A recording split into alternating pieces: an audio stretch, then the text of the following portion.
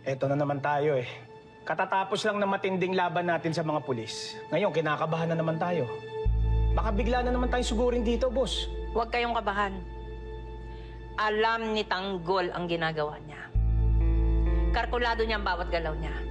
Kaya kung anong sasabihin ni Tanggol, yun ang susundin natin.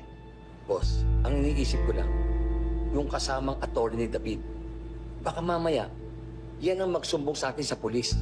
Alam natin, yan si David. Duwag yan eh. Takot siyang kay Tanggol. Ang problema, baka yan ang magsulsul kay David na idemanda si Tanggol sa ginawang pagbubugbog. Pag nagkataon yan, ubos sa atin lahat to. Wala akong pakialam kung mawala man sa ating lahat to. Huwag lang mawala sa atin si Tanggol. Si Tanggol ang nagdadala ng kayamanan sa ating lahat.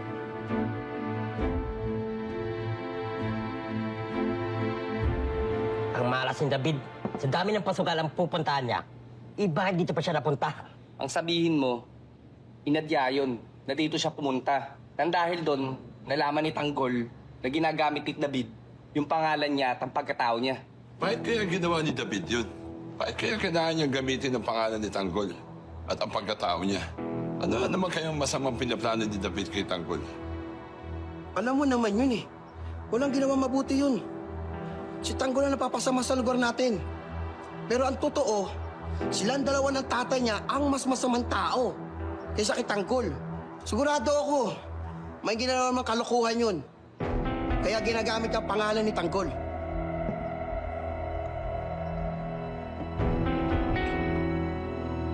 Alam ko tong lugar na to.